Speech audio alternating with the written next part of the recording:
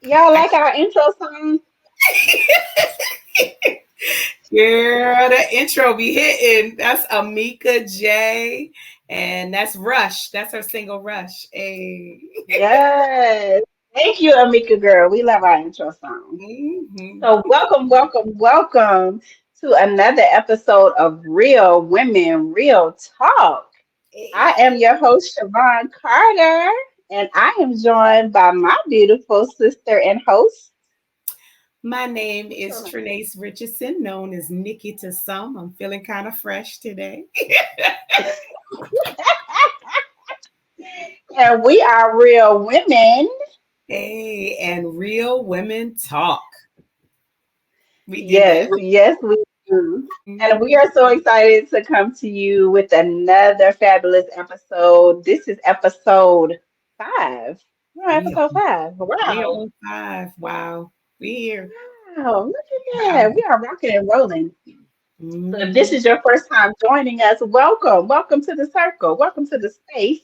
We are real women sisters. We are real life sisters. We do life together and we do life in community together with Real Women Rock Incorporated, founded by my sister, Dr. Trenace Richardson. And I am one of the facilitators and have been a part of Real Women since the beginning. So we are just extending our sister circles so that you can experience a little snippet of what it's like to be in our circles. Yeah. So we're Mhm. gonna have a good time today. So, sister, let's start our real talk. How are you doing today? I'm doing pretty good today. I told you I'm feeling fresh. I'm feeling real good. I feel like I'm getting used to fall. Fall has not Mm. necessarily been my season. It's probably been my third favorite out of the four.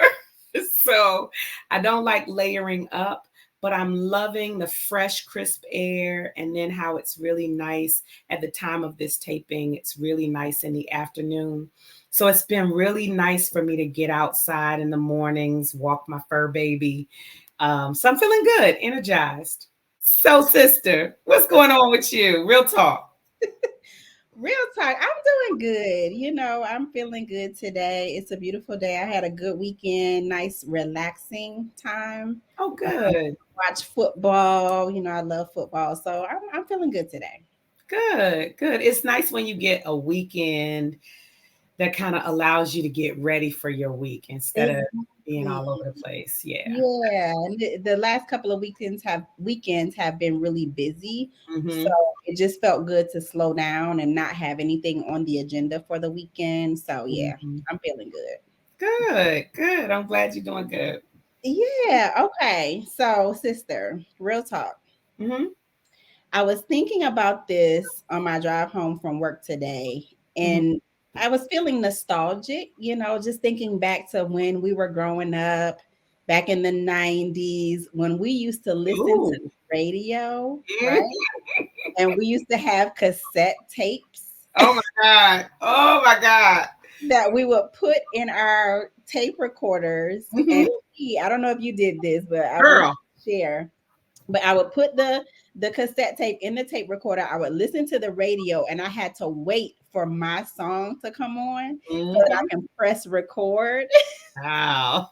on the tape player, and then I would have like this whole mixtape of different songs that I recorded from the radio. Hmm. So did you used to do that? Girl, you were taking me so far back. Listen, we're going to have to stay here for a minute because I got Okay. stories. Okay. Yes, I used to do that. So, first of all, I love the era of just sitting and listening to the radio. Yes. That was just something. And then your the box that you would just carry around with you, Yeah. and I did tape record songs in order to listen to them, but I would tape record songs, and mostly I had two big ranges. So let me start with hip Okay. hop. So hip Okay. hop, LL Cool J. When I'm alone in my room, sometimes I stare at the wall, and in the back of my mind, I hear my conscience. Don't get me started. So I would, in order for me to learn those songs, I would write out the lyrics. So I would literally be stopping and starting and rewinding so that I could write out the lyrics and learn them and know them when I got in school. There was nothing you could tell me about what I knew the words too. Like, wait. So what's so funny? I was about to share that, right? But let me say, I took it a step further. Maybe I was an entrepreneur back then. I would write down the lyrics and tell my mom to copy them at her job, and then I would sell the lyrics to my friends. No, did you? If you want to know the lyrics to these songs, you got to pay me. I don't remember how much I charged, but I have got to be. I have not. I cannot believe we haven't had this conversation before. You were an entrepreneur, yes, way back then. Yes. Oh my goodness. 7th, 8th grade, and because I would just sit there, like you said, and stop it and write the lyrics down. And we didn't have computers and typewriters back then, so I was literally writing them down. And she would copy them. I put it in a little book, and then I would sell them. I never even thought to sell them. What the hell? What the hell? I never even thought about it. Listen, Run DMC, oh my God, just to sit, Mary J. Blige and Salt and Pepper. Like, I thought I was in heaven, me and that tape recorder. But that was one side, right? Okay. So can I tell you on the other side? Yeah. Remember the Quiet Storm? Like, yes.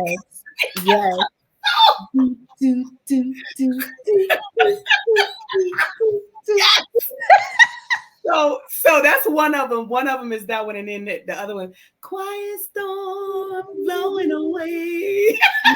Yeah. Smokey. What that Smokey? I think so. Yeah. That was Smokey Robinson. Yeah. So somebody will correct us if it won't. They'll tell us. But my point is, that's when all the grown folks music was playing, right? Yeah. So I loved all of those. But there was one song as soon as you said this, and I know this song is older than the 90s, but this is somewhere around the time that I was looking at it and listening to it and all that kind of stuff. And so Clarence, do you remember Clarence? Clarence Carter.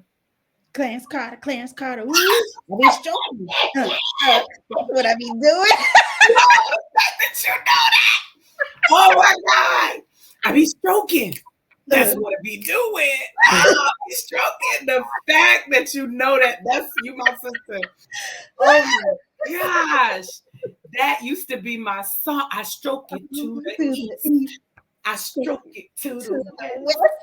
I stroke it to the woman that I love the best. Stop. Ain't know nothing about no stroking, but I knew that song, boy. You couldn't tell. Oh my God. Yes, I remember Clarence Carter. Oh, that was so good. Oh man, I had a blast back then, just like sitting with music, because it really kind of shaped that moment for me in my young adult youth. I'll say youth because that's where it was in my youth. It really just shaped, like, thinking about boys I liked and the New Edition music that was out at the time. And that's so much. Posters on my wall with New Edition. Like, it just really I think that's why I love 90s music to this day. Because it just takes me back to the warm and fuzzy, feel good, teenage love and all that kind of stuff. So it was fun. That was fun, sister. Oh my gosh. So y'all tell us, we're talking about the 90s, even though we were born, before then, but that was the music that really resonated with me. And it sounds like it resonated with you too, sister. And I know somebody gonna tell us, some era was before or after, something I mentioned, but I remember all of that kind of in a span of time. So yeah. That was fun. I know. So y'all leave a comment, send us an email in our email box, or just send us a message on social media and let us know what you're thinking about music and what your favorite decade of music. All right. So speaking of music, sister, are you ready for this deep dive today? I don't know. Okay. I don't know.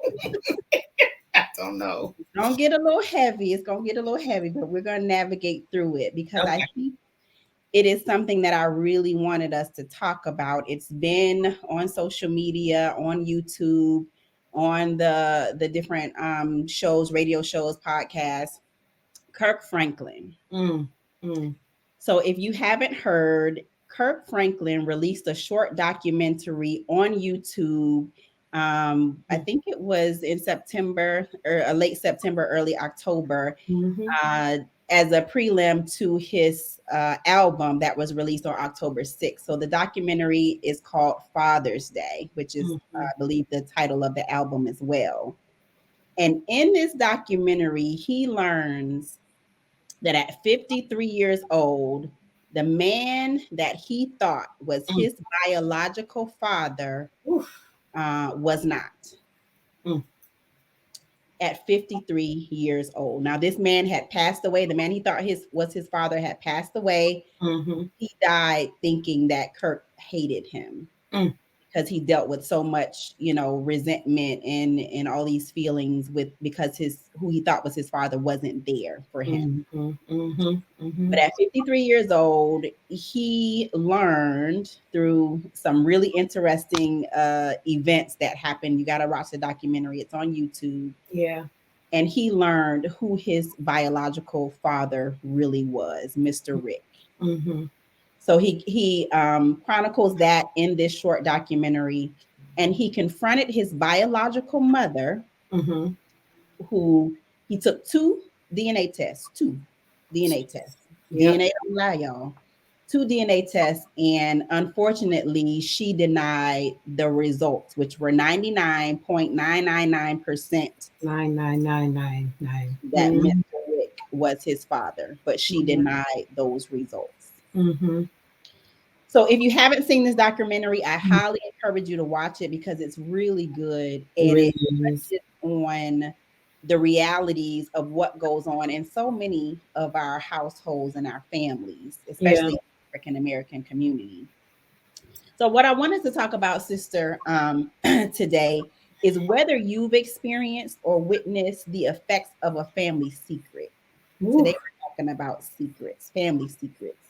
And if so, what impact did that have on your life? yeah. This is not swimming pool deep. This is like ocean deep. Yeah. It's a nice deep dive. Mhm. Well, let me start by saying I remember seeing the snippets, the teasers leading up to Kirk's documentary and thinking, people kind of ruminating, is it a child of his, or Right. he'd already gone through this thing about his biological father, so it can't be about that. And Mhm. indeed it was. And I really honestly, as soon as I saw it, I thought, something happened that he thought was or wasn't. I really was on that track before him. And it's because I think all of us have something, in our families, whether we are aware of it or not. We all have something. Mhm.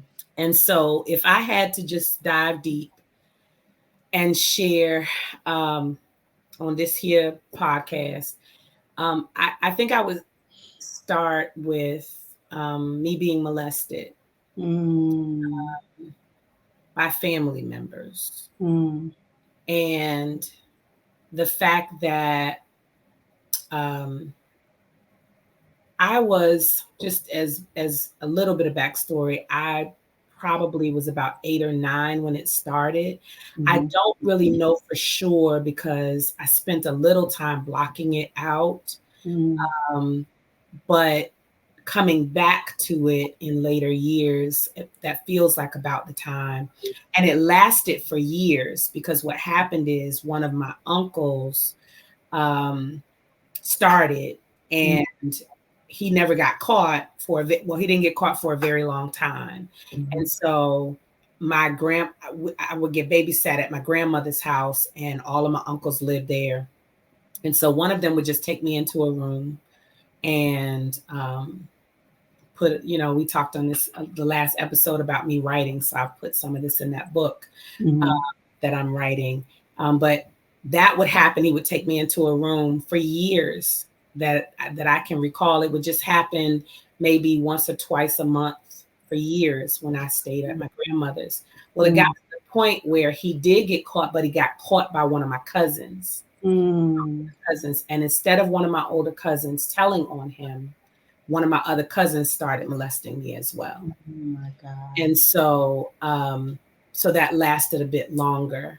And I loved my family member, my cousin and my uncle, enough where I didn't want to get them in trouble. I knew, because it was secretive and we weren't telling anybody and they were shh and all of that, I knew we weren't supposed to be doing it, but I didn't want to get them in trouble. So I never told on them. And I haven't shared this in this way before. I've shared it in sister circles maybe once or twice, but it got to the point where it felt normal, or at least I expected them to come find me. And it even, because, all of the dry stuff that can happen, and then reaching down in your pants and up your shirt and all that kind of stuff, it feels good. So it was this weird, strange, distorted dichotomy of me knowing it was wrong, being so confused that they were family members who were older than me, knowing they weren't supposed to be doing it, but then it felt good. And so them seeking me out felt normal, and I expected it, and that happened as a secret for years. And he finally got caught by somebody, and I remember him getting a beating and knowing that it was directly related to him touching me. And that was my uncle. My cousin never got caught, but my uncle got caught. But then it was like never talked about, never, to the point where years later, and I mean 20 some years later, I ended up talking about it in youth revivals as a preacher from the pulpit. And my family has always been amazingly supportive. So my mother and my aunts were in the audience and the congregation, and they said they never heard it before. They didn't know it was happening. Wow. Like, but that Negro got a beating. Like, I remember him getting a beating, and I don't know whether I connected that beating at the time to that whooping at the time to what he was doing to me, or if it was, and they blocked. I don't know what happened, but I exposed it later in life because I needed freedom. I needed to, first of all, it happened to me. So it was my life. It was my story to tell. So I did not feel any shame or guilt telling. I was a little nervous, but I knew I had the right to share it. And so that's the one that sticks out in my mind because it happened to me, because it was so secretive for so many years, and because I dared to expose it.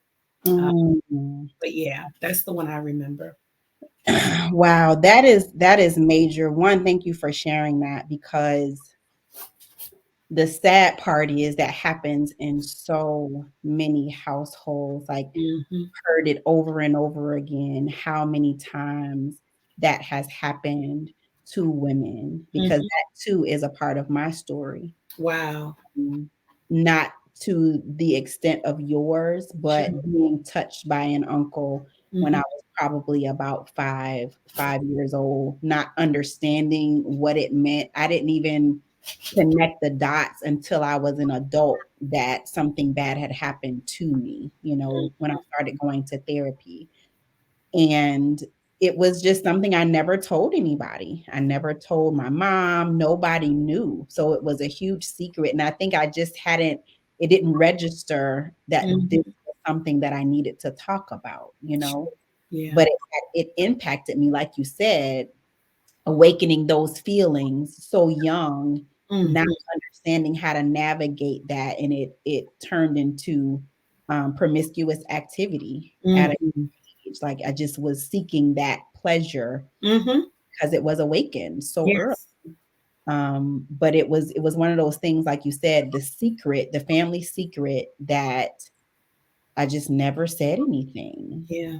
Nobody ever talked to me about, hey, if somebody touches you in that place, don't, let us know, that kind of stuff. And I'm sure, I believe something happened to other family members of mine, Mm-hmm. not by the same man, but similar experiences that nobody ever talked about. It just Mm-hmm. wasn't mentioned. And so this, Can I say something real quick about this? The fact that there was an era where I think men were given this silent permission mm, um, that it didn't, especially if you were bordering like that 15, 16, 17, right? But even, the secretive youth season, that wasn't talked about. But there seemed to be, as long as you looked like you were developed enough, mhm, there was some understanding, some sick understanding of, of that without it being said. I just feel like that was prevalent, even if yeah, it wasn't talked about, because it right. happened to so many of us, as you said. Like Mhm, there's so many women who come to Real Women and they talk about the fact mhm, that they were molested or even raped. And I just think, how dare someone take, because you talk about impact and you mentioned yours, same happened for me, mhm, because it was premature mhm. awakening. Yeah. Um, how dare you expose someone to more before their time? How dare you be the one to be responsible for that? So Mhm, mhm. yeah, that's really rough. Yeah. Yeah. It's really rough, and it's one of those reasons that, and I'm grateful that Kirk shared his story, even though he's still living through it, still processing everything.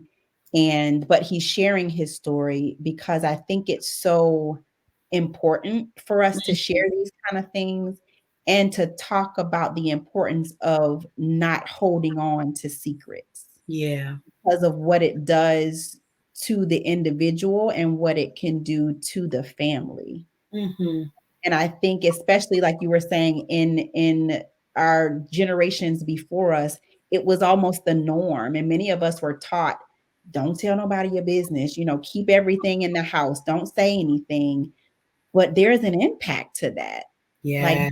this man is 53 years old and he has to reconcile, this is my father, this is my biological father, and then my mother won't acknowledge that. Like, that's a lot That's a lot. with, and so if you're watching this and if you have experienced, secrets, we acknowledge that and we understand, Mm-hmm. maybe not exactly what you've gone through, but the impact that it can have on an individual or a family when you just keep those things, to yourself. So Yeah. And it's can a I, thing. can I offer, um, not only share or, get it out of you, Mhm, some kind, whatever way feels safe for you, get it out of you. mhm. But it has been the impetus for me to go to counseling, Yes. process the impact, Yes. because it can have an impact on us and we're not aware of it. Mhm. It can have an impact on us and we're aware of it, but we choose not to acknowledge it or do anything about it. We kind of live in denial about, what it's doing to us. Mhm. And then even the awareness is rough, because then your eyes, the scales are taken off and you Yeah. got to deal with, forgiveness or not. And are they living or dead? Do I still deal with them or not? Um, all of the things, all of the feelings that come up from awareness is another level of healing that has Mhm. to take place. So yeah, I appreciate him sharing. And I love that no matter what people say, he shares that he just happened to choose this album for some documentary type filming, and this is what happened as a result. And I feel like, it was a God moment. It definitely touched some of our sister girlfriends who have been in very similar situations with their not knowing who their family members were or finding out something totally different. Mm-hmm. And then, like you said, it's just it helps me understand the importance of exposing secrets and not allowing what people say you should or should not do to keep you bound. Yeah, Yeah. yeah, absolutely. And there's one more aspect of this that I wanted to talk about before we move into the next segment. Mhm. And that is, I know we've shared some deep secrets that we have ourselves experienced, but I also think about my grandmother who just Mm, held on to everything. mm. There's a lot of things about my family, like my family history, that I don't know That's good, Shavon. because of this culture, this secrets, like you just don't share. So there's a lot of information that wasn't passed down. Like there was some talks of how her father died, that it Mm, was self-inflicted, how he died, and how her mother died after she gave birth to them. So there's so much that has been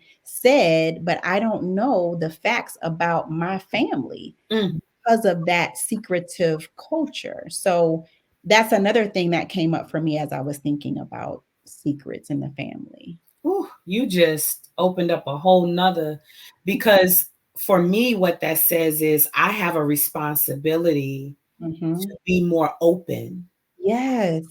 I have a responsibility to be more transparent and vulnerable Yeah. about what I'm going through, what family members have gone through that I'm aware of, so Hmm. that my children and my family members and those who I influence, that come, who are my contemporaries and come after me, they don't perpetuate this culture of Yes. secrets. That it's got to die somewhere, and Mhm. if we all just keep it going, then it doesn't die. Um, but then, so on one side of my family, there's a history of incest. Like, Mm. why why would I share that with my family, my son, my daughter? Why would I share that? So that they would know, if you see, sniff, if you see any inkling of it, call Mhm. it out. The word is incest and Yes. it's wrong. Hmm. And this is what it could look like. And I know because I'm aware of how it looked. So I just think there's a light that Yes. can be shown on the darkness that is secrets Yes. unexposed. So yeah, Absolutely. that's Absolutely.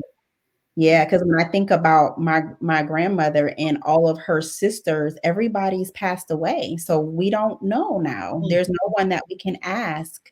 And wow. I wish I would have had this awareness when I was younger so that I could ask different family members why they were still here. But now it's just like I'm left without knowing a lot of things about my family. Yeah.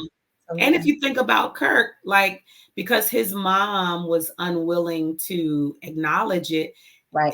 he really literally could have lived his life had he not had that crazy incident at the beginning. He Right. literally could have lived his life not knowing. Not So knowing. yeah, it's so important to shed a light on it. Absolutely. Yeah. Absolutely. So I know that was heavy, y'all, but this Yeah. is the work that we do. This is what Mhm. deep dive is all about. And I probably need to put trigger warning for Yeah. this episode because it can uh, stir up some things or trigger some things in people as you listen to this. So, Yeah. Yeah. Thank you for that. Thank you. mhm, mhm. Mhm. All right. So let's shift into our next segment. Put myself in her shoes. Mm.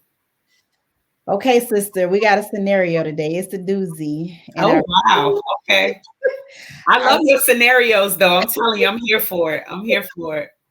and I share these scenarios, y'all, because this is the segment that if you write into us and you share your stories with us, then we will put ourselves in your shoes and share from our perspective. Mhm. So I am not a mother. I don't have any children, biological children of my own. So I'm really interested in hearing your thoughts about this. Okay. And you who are watching and listening. Okay.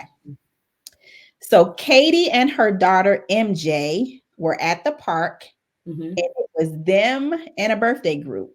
Mm-hmm. So they're there. Katie took her daughter to the park, and they saw this birthday group that was already there. They did not know these people in this birthday group. Okay. But like kids do, MJ started playing with the other kids from the birthday group. They're having a good time, making friends, because that's what you do when you're young. Mm-hmm. And they're having fun for about 30 minutes. They're playing together. So Katie's just watching her daughter enjoy herself with this birthday group. Then it came time for the birthday group to sing happy birthday. Mm-hmm. So MJ runs over because she's with her friends now, her friends, and they started passing out the cake. So MJ gets in line and Mm-hmm. she grabs a piece of the cake. Bless her heart. I know where this is going. Katie walks over because she see what's happening. So she walks over to see if it's okay, and she sees the mother of the birthday girl take the cake from MJ, and she says to her, "You cannot eat this cake, okay? This is not your birthday party. These are not your friends. Where is your mother?" So putting yourself in Katie's shoes, MJ's mom, and the birthday mom's shoes, how would you have handled this situation, sister? Mm-hmm.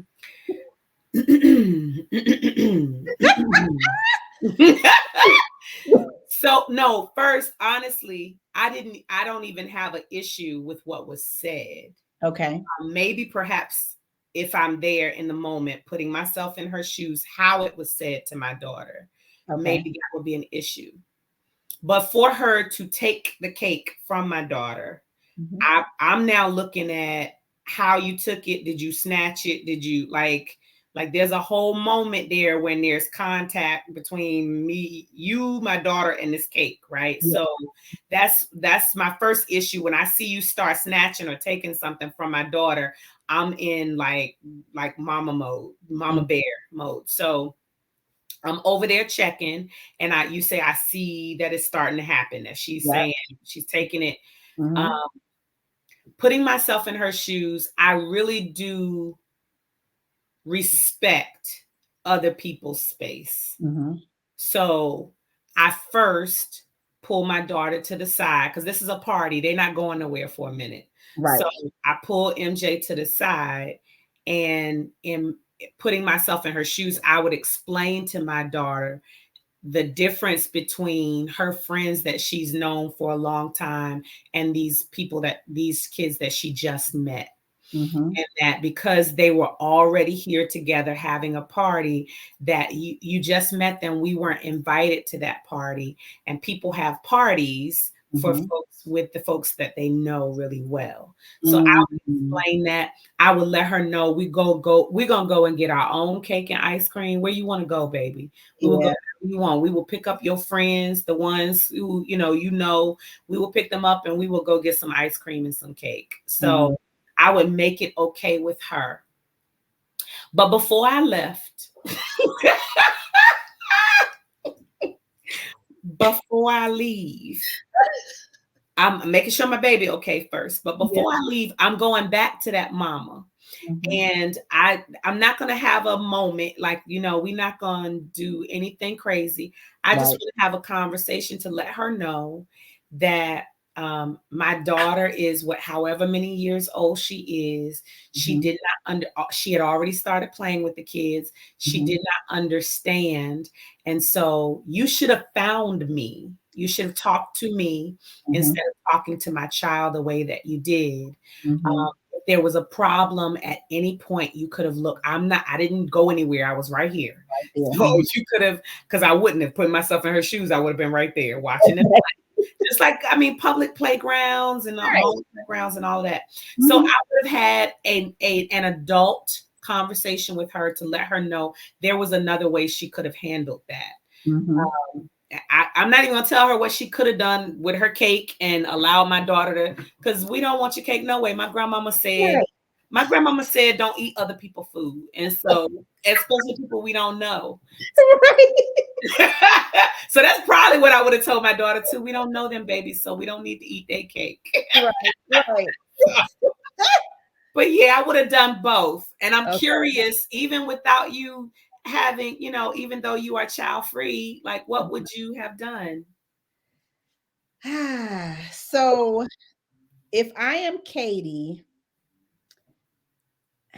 I'm similar to you where I don't like being in people's space. So when I would have seen her go to the line, I probably would have walked over before she even got close to the cake. Right. No, babe, let's go. They got to eat the cake. Let them enjoy their party. She probably would have cried and that kind of stuff because they like to play with their friends. But me being not liking confrontation, I think I would have seen where it could have gone, and I just wouldn't want to have gotten into anything. Sure. If it would have already gone down, like she went up there so fast and got the cake, I probably just would have got her and be like, come on, let's go. We'll go get our own ice cream and cake and have a good time. I wouldn't have confronted the lady because I know me. That makes me cringe, like confronting people unless I really have to. It just makes me, I don't like it. If I were the birthday mom, I just would have let the baby have some cake. Like it's a whole bunch of cake here. She's playing with the other kids. I don't see the harm in letting her have some. The mom is right there. She's walking over. Be like, I would have probably asked, is it okay for her to have some cake? Does she have any allergies? That kind of thing. Yeah. So I think, I don't know that. I know I wouldn't have made a big deal out of it because these kids, they play. She wanted some cake. It was enough cake for everybody. And then, so. Yeah, I would have definitely, if I was the mom having the party, would have let the girl come and eat some of the cake. Like, what is the big deal? It's a little cake and the girl's playing with the kids. Yeah. She's really nice and playing. My husband says, though, often that he said, one day I'm going to have to fight on your behalf. And I don't appreciate it.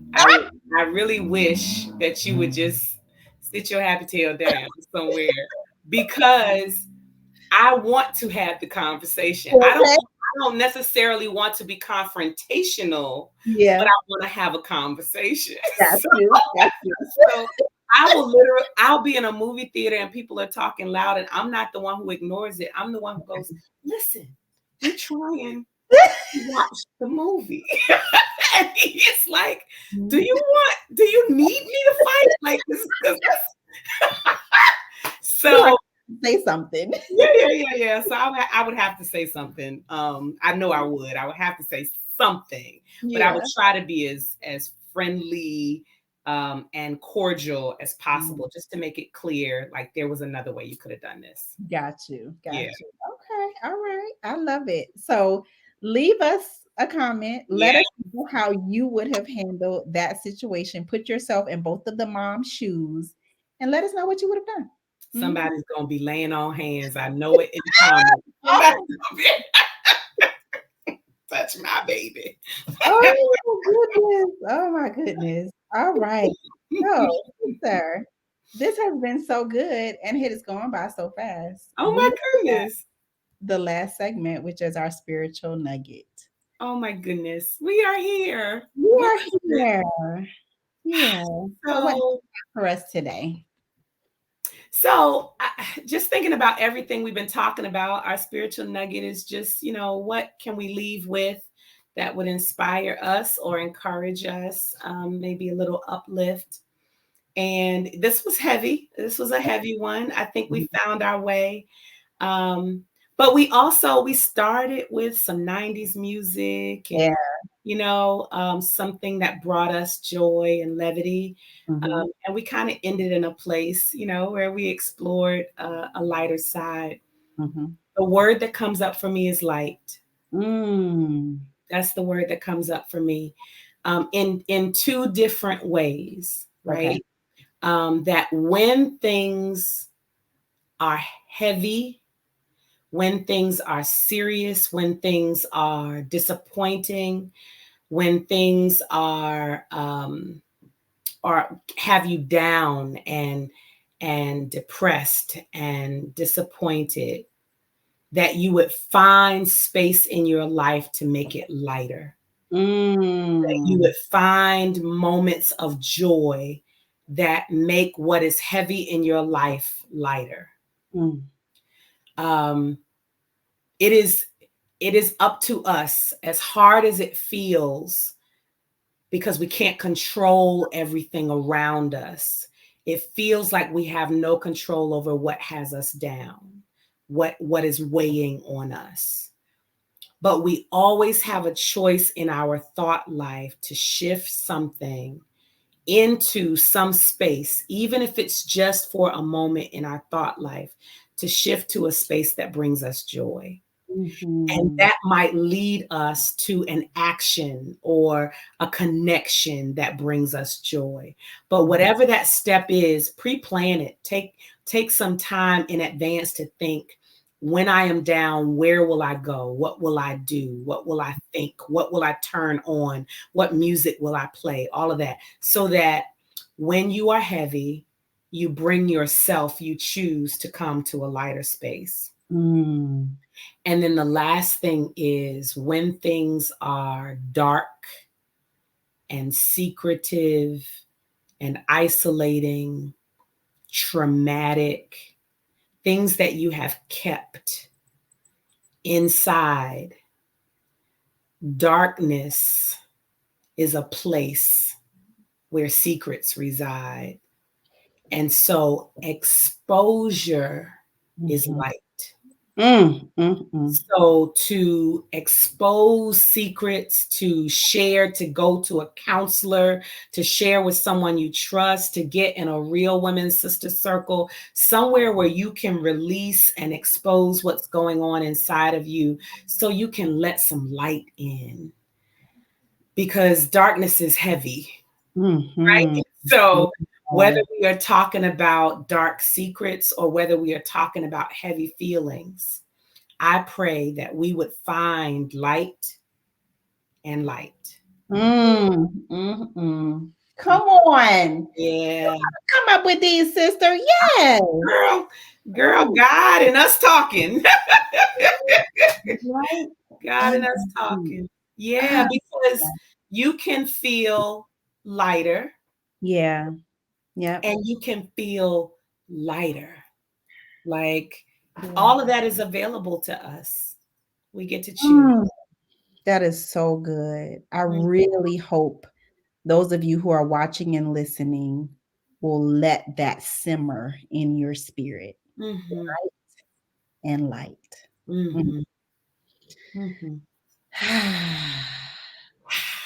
Selah.